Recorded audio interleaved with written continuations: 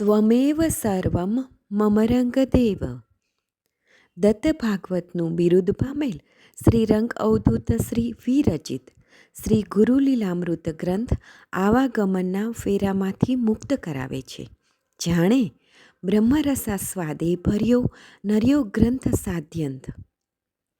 આ વરદ અને ઔપાસનિક ગ્રંથને રંગબાળ શ્રી જગદીશાનંદજીએ સરળ અને સંક્ષિપ્ત ગદ્ય લેખન રૂપે વર્ષના દરેક દિવસ માટે એક પેજ તેમ 364 પેજમાં આ શ્રીરંગ બ્રહ્મરસાસ્વાદનું સર્વને રસપાન કરાવ્યું છે.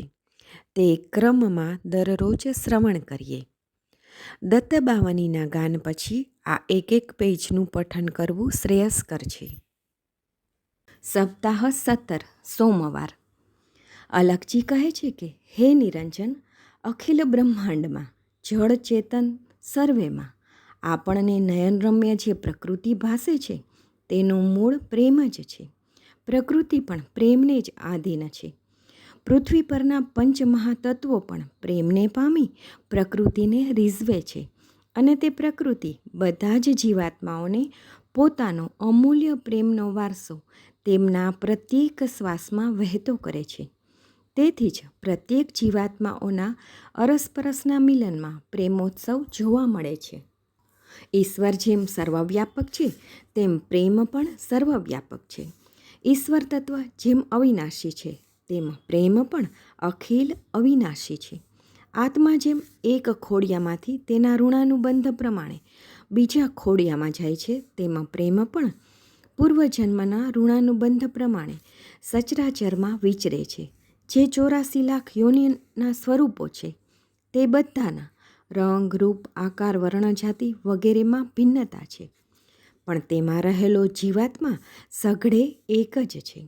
તેવી રીતે જ સઘળે પ્રેતાત્મા તો એક જ છે. જેમ ઈશ્વર છે અને આપણે તેને કેવા ભાવથી સ્વીકારીએ છીએ તેમ પ્રેમ તો છે જ, પણ આપણે તેને કેવા નિષ્કપટ, નિસ્વાર્થ, નિખાલસ ભાવે એકબીજાને આદાન પ્રદાન કરીએ છીએ તે પ્રમાણે તે ચિરકાલ અનંત યુગોના યુગો સુધી સાચો પરમાનંદ પ્રાપ્ત કરી શકીએ છીએ. અલખજી કહે છે કે હે નિરંજન, શુક્રાચાર્ય માટે અહીં પુત્રી પ્રેમે પ્રેમપંથ પાવકની જ્વાળા જેવું ધર્મસંકટ ઊભું કર્યું છે. પુત્રીને શુક્રાચાર્યે સમજાવ્યું કે જો તું કચ્છને જીવતો જોવા ઈચ્છીશ તો મારું મોત નિશ્ચિત છે, કારણ કે હું તેને મંત્રશક્તિ દ્વારા મારા પેટને ફાડીને જીવંત કરું, પણ મારું શું? અને તું કહે છે કે તારે તો અમને બંનેને પામવા છે. કચ્છને જીવતો કરતાં હું મરી જાઉં તો મને કોણ જીવતો કરે? કારણ કે મારા વિના આ મંત્ર કોઈ જાણતું નથી, તો પછી મારું શું? પિતા પ્રેમ અને કચ્છ પ્રેમને આધીન થઈને દેવ્યાની અતિ આત્મબળથી સહજ બોલી કે પિતા, તમે ચિંતા ન કરો. જો કચ્છને જીવતદાન મળતા તમારો દેહ પડશે તો હું તમને જીવતા કરીશ. શુક્રાચાર્યએ કહ્યું, એ કેવી રીતે બની શકે? દેવ્યાનીએ કહ્યું કે પિતાજી, આપનો સિદ્ધ મંત્ર આપ મને શીખવાડી દો, એટલે તે મંત્રને પડતા આપ જીવંત થશો જ.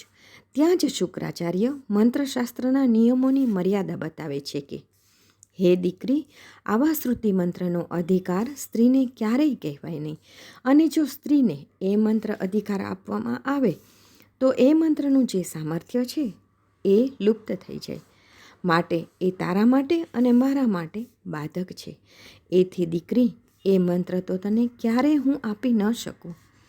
પિતાની મંત્ર સાધનાના નિયમની વાત સાંભળીને કચ્છના વિરહમાં વ્યાકુળ થઈને અતિ ગુસ્સાના આવેશમાં તે બોલવા માંડી કે જો તમારો મંત્ર મને આપવાથી તમારી મંત્ર શક્તિ લુપ્ત થઈ જતી હોય તો હું મરી જતા તમે સુખેથી મંત્ર જપજો. એમ બોલતા બોલતા ધરતી પર ઢળી પડી. શુક્રાચાર્ય કાળના પણ કાળ હોવા છતાંય કેવા લાચાર બની ગયા. પુત્રીની આ કરુણ દશા શુક્રાચાર્ય જોઈ શક્યા નહીં. દીકરીના શરીરને ખોળામાં લઈને સાંત્વના આપવા લાગ્યા. પુત્રી પ્રેમને વશ થઈને શાસ્ત્રના નિયમની વિરુદ્ધ જઈને શુક્રાચાર્ય પરમ લાડકી દીકરીને સુમંત્ર બોધ્યો. શુક્રાચાર્યએ સાધનાથી કચ્છને પેટમાંથી બહાર આવવાનો આદેશ કર્યો. સિદ્ધમંત્રના આદેશથી કચ્છ શુક્રાચાર્યનું પેટ ચીરીને જીવંત બહાર આવ્યો. કચ્છ પેટ ચીરીને જેવો બહાર આવ્યો કે તરત જ શુક્રાચાર્ય જમીન પર પ્રેત સમા પડી ગયા. દેવયાનીએ પિતા તરફ જોતાની સાથે જ મંત્રોચ્ચાર શરૂ કર્યો. શુક્રાચાર્યને મંત્રનો આદેશ મળતા જ એ પોતે પણ સજીવન થયા. કચ્છને પણ શુક્રાચાર્યના સ્વમુખેથી 3 વાર મંત્ર સાંભળતા તે મંત્ર પણ તેને સિદ્ધ થઈ ગયો. ત્રણેય આનંદમાં આવી આશ્રમમાં જીવનોત્સવ મનાવવા લાગ્યા. હરખાયા સર્વે તિહા સુણ્યો મંત્ર ત્રિવાર, કચ્છે દેવથી એમ એ કર્યો મુખોદ્ગત સાર. શ્રી ગુરુ લીલામૃત અધ્યાય 50 દોહરો 72. અવધૂત ચિંતન શ્રી ગુરુદેવ દત્ત.